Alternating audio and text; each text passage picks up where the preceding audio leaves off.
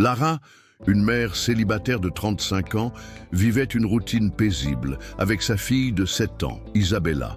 Infirmière dévouée, elle a toujours priorisé le bien-être de sa communauté.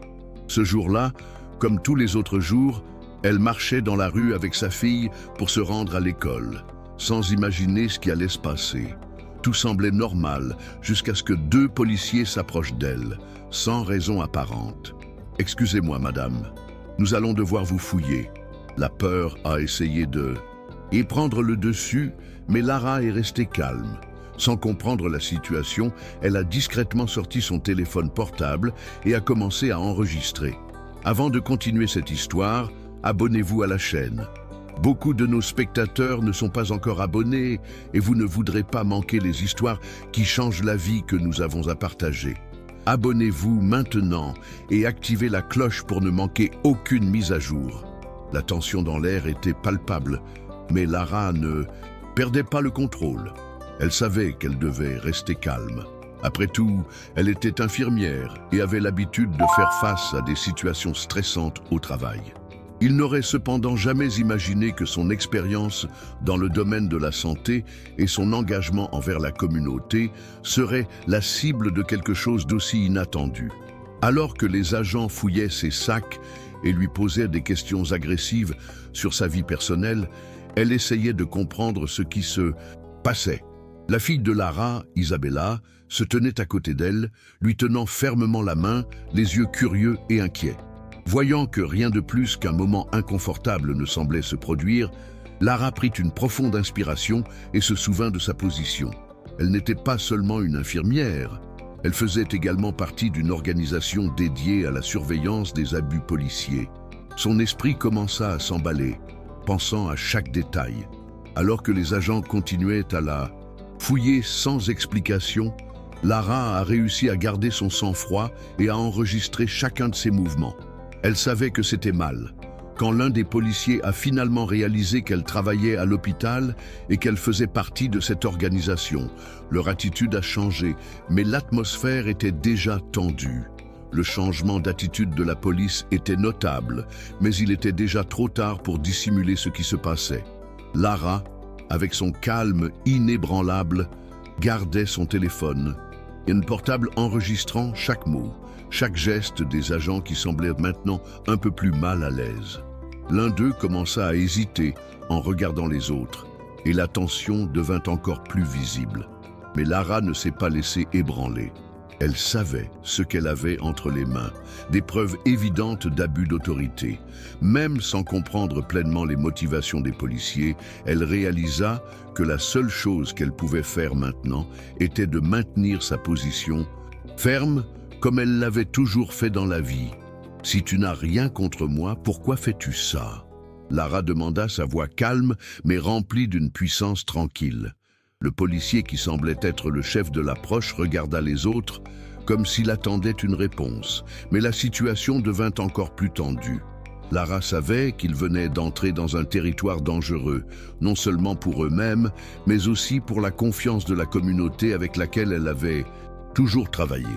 Elle sentit qu'à ce moment-là, quelque chose était sur le point de se briser, quelque chose de bien plus grand que la simple approche dans la rue.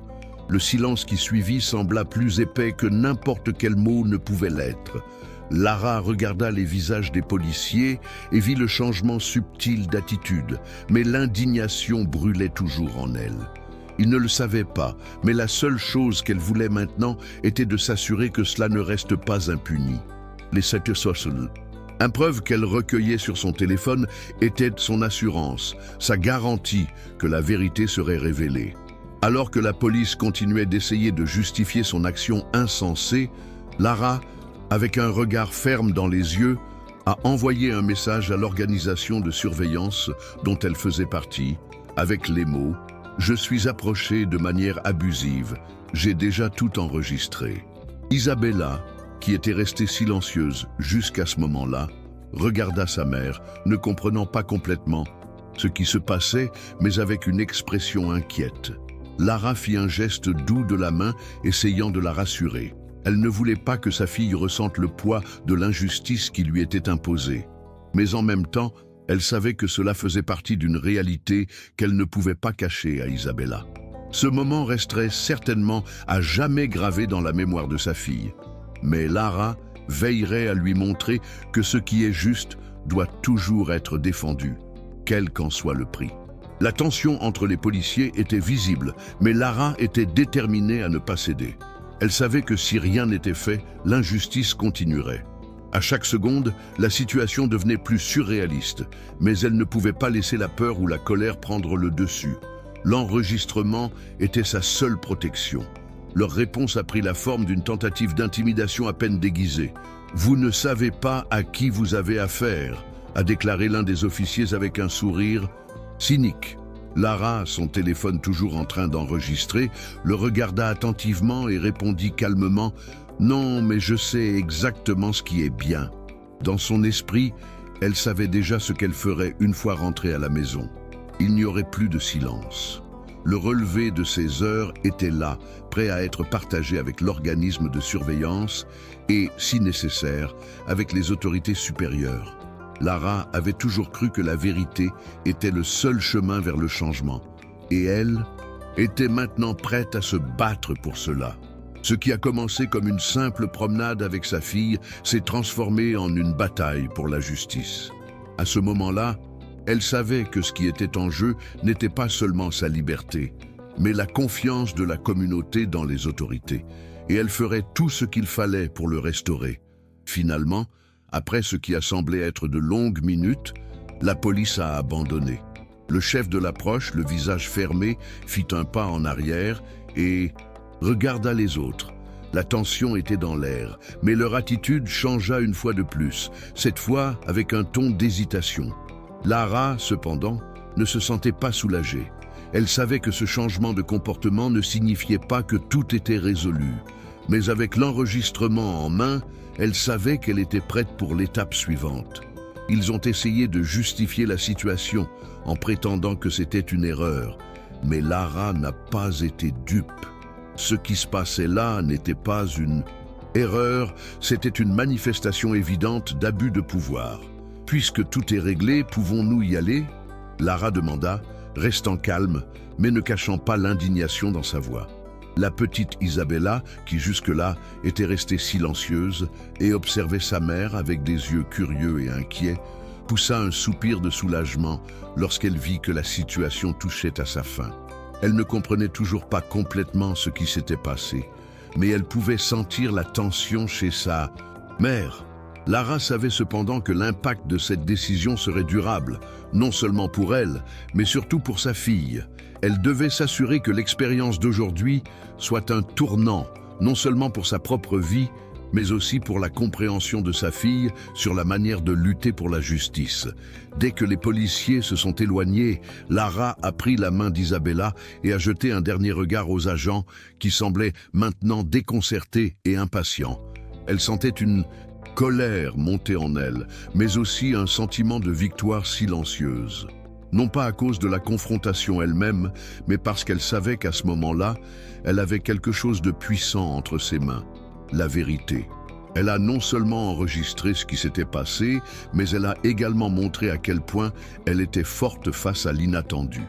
Lara regarda sa fille et, avec un faible sourire, essaya d'adoucir la situation. « Allez, ma princesse, tout ira bien. » Mais elle savait que la scène de ces heures-là se jouerait encore longtemps dans sa tête. De retour à la maison, Lara n'a pas hésité.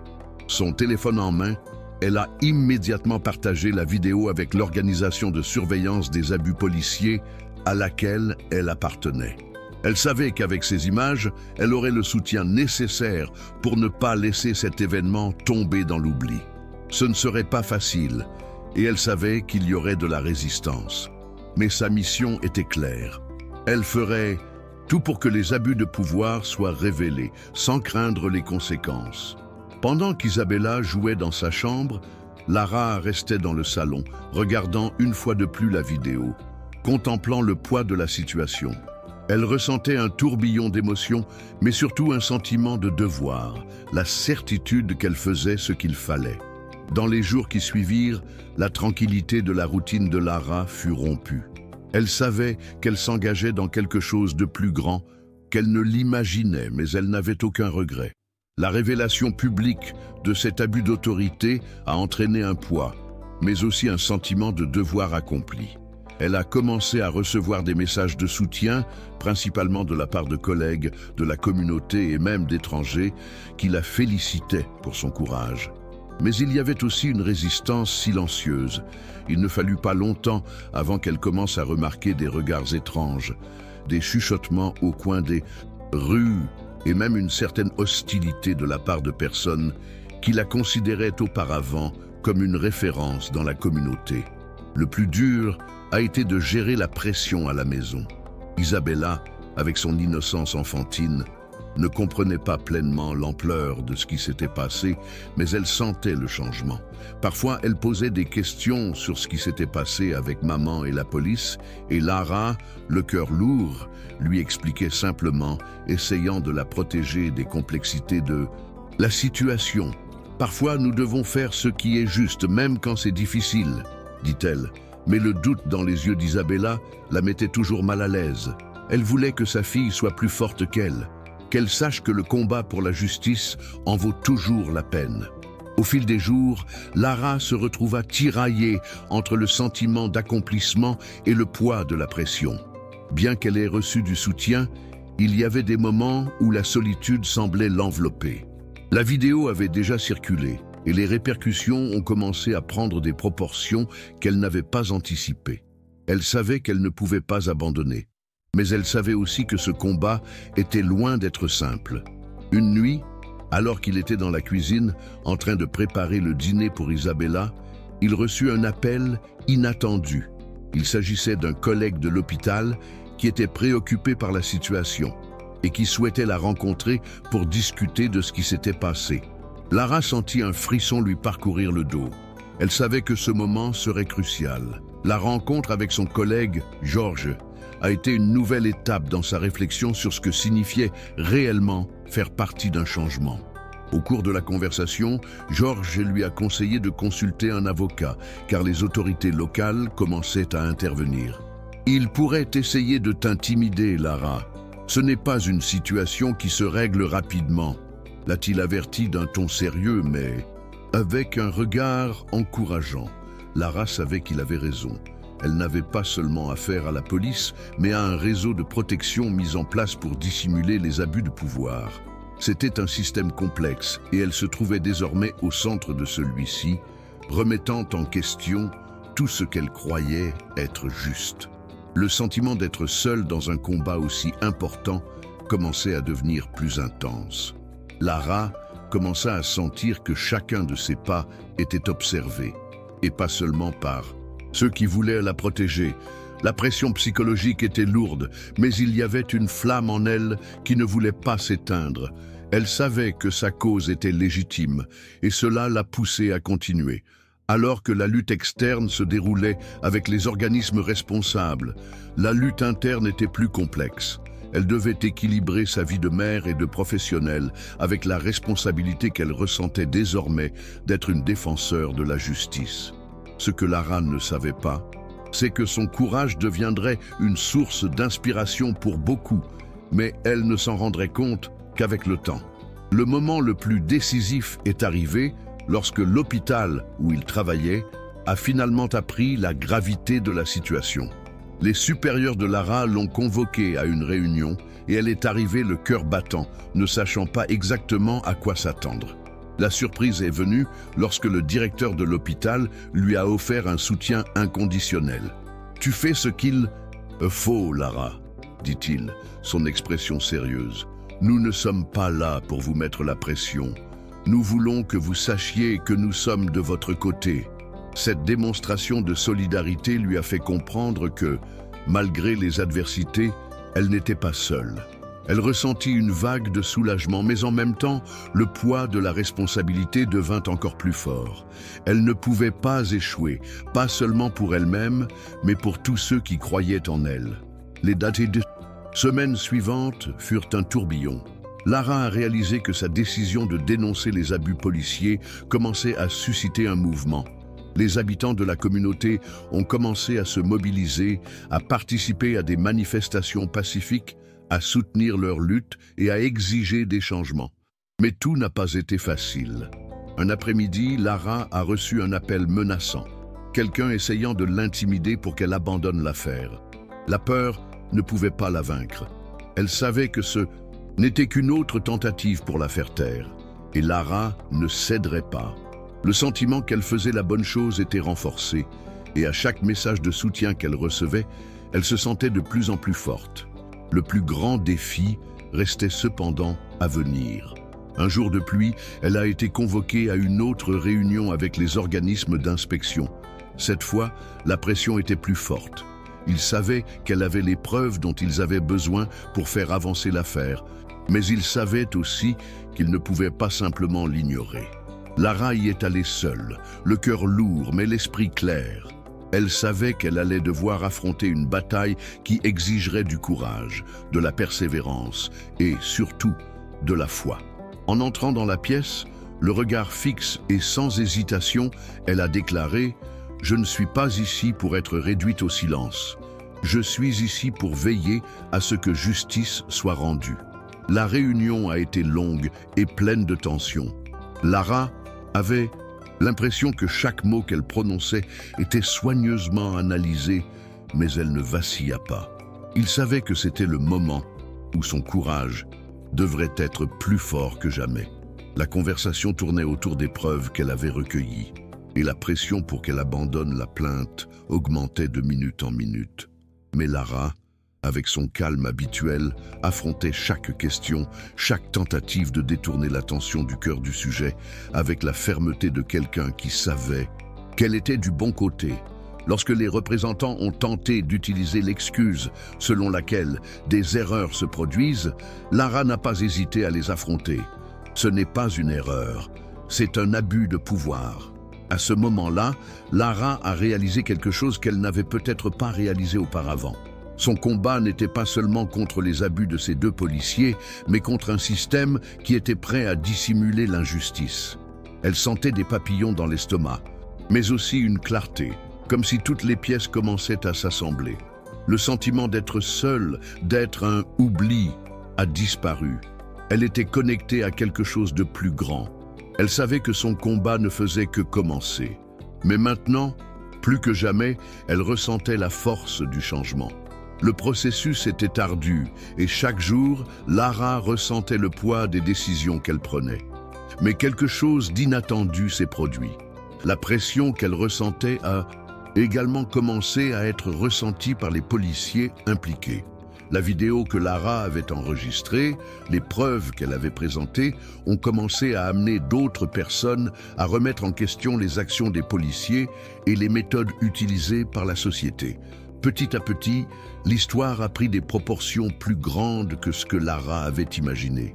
Le soutien de la communauté, qui semblait auparavant lointain, a commencé à se transformer en une vague de solidarité qui l'entourait et partout où elle allait. Ce qui a commencé comme une simple marche vers l'école est devenu un mouvement qui ne pouvait être ignoré. Lara, au milieu de tout ce chaos, regardait sa fille et se demandait comment elle pourrait protéger Isabella de la réalité que la vie insistait pour lui montrer. Isabella, avec son innocence, ne comprenait toujours pas la gravité de la situation, mais Lara essaya de lui expliquer de manière simple, sans trop l'alarmer. Parfois, la vie nous présente de grands défis, mais nous irons toujours de l'avant, a déclaré Lara, essayant de montrer à sa fille l'importance de garder la foi et de se battre pour ce qui est juste. Elle savait qu'à ce moment-là, elle créait une base solide pour qu'Isabella grandisse en sachant que peu importe la difficulté, la justice devait toujours être recherchée. Le tournant est survenu lorsque les autorités ont finalement reconnu leur erreur. La pression de la communauté, associée aux preuves évidentes que Lara avait recueillies, était immense. Il n'a pas fallu longtemps pour que les policiers impliqués soient appelés à rendre des comptes pour leurs actes, et l'affaire, qui semblait au départ n'être qu'une injustice isolée, est devenue une étape importante dans la lutte contre les abus de pouvoir. Lara ressentit un mélange de soulagement et d'épuisement. Elle savait qu'il y avait encore beaucoup à faire, mais à ce moment-là, elle avait enfin l'impression de voir la lumière au bout du tunnel. Cependant, la plus grande récompense de toute cette bataille fut la transformation intérieure que Lara vécut. Elle n'aurait jamais imaginé qu'en dénonçant ses abus, elle deviendrait un leader au sein de sa communauté. Les messages de soutien continuaient d'arriver et avec eux, une nouvelle confiance s'emparait de Lara. Elle savait que le combat ne s'arrêtait pas là, mais elle comprenait également que peu importe le nombre de défis que la vie présentait, elle était plus forte que jamais. Le voyage vers la vérité, la justice et un avenir meilleur pour sa fille n'était pas terminé, mais elle était désormais certaine qu'elle était sur la bonne voie. L'impact de son courage était au-delà de ce que Lara aurait pu imaginer. Son histoire a été largement relayée, et elle s'est rapidement retrouvée sollicitée par des journalistes et des organisations qui souhaitaient en savoir plus sur ce à quoi elle avait été confrontée. La lutte d'une simple mère qui voulait simplement aller à l'école avec sa fille est devenue un exemple de résistance contre les injustices systémiques. Lara, cependant, ne cherchait pas à être sous les projecteurs. Pour elle, ce qui comptait était de veiller à ce que d'autres personnes ne subissent pas ce qu'elle avait vécu et de rétablir la confiance dans la police et les institutions. À chaque interview, à chaque mot prononcé, Lara sentait sa mission devenir plus claire. Elle est devenue une défenseur de la justice, non seulement pour sa fille, mais pour toute personne comme elle, qui a déjà été victime d'abus. Lors d'une des dernières manifestations auxquelles elle a participé, avec Isabella à ses côtés, elle a regardé les visages autour d'elle et a réalisé à quel point cette marche, ce petit acte de courage, avait touché tant de vies. « Nous ne sommes pas seuls », dit-elle en tenant fermement la main de sa fille. « Lorsque nous nous unissons, le changement se produit. » Et à ce moment-là, Lara savait que son combat ne faisait que commencer, non pas pour elle-même, mais pour tous ceux qui n'avaient toujours pas de voix. Des mois plus tard, Lara a regardé en arrière et a vu que l'impact de son courage résonnait encore. La petite communauté où elle vivait était désormais plus unie et les gens commençaient à s'élever plus haut contre les injustices. Lara sentait que, malgré les difficultés, quelque chose en elle avait changé pour toujours. Elle n'était plus seulement une infirmière, une mère dévouée. Aujourd'hui, elle est devenue une championne de la justice, une femme qui a résisté à l'adversité et a inspiré les autres à faire de même. Isabella, au fil du temps, a commencé à comprendre le poids des paroles de sa mère. Elle a vu comment le courage et la lutte pour la vérité avaient transformé la vie de sa famille. Lara, avec son calme caractéristique, continua d'être le pilier de la maison, mais elle devint aussi un symbole de résistance. Elle savait que ce qui s'était passé ce matin-là avec les policiers ne devait jamais être oublié, mais elle savait aussi que le plus important était l'exemple qu'elle donnait à sa fille. Une leçon qu'elle n'oubliera jamais. Quand vous avez foi en ce qui est juste, rien ne peut vous arrêter.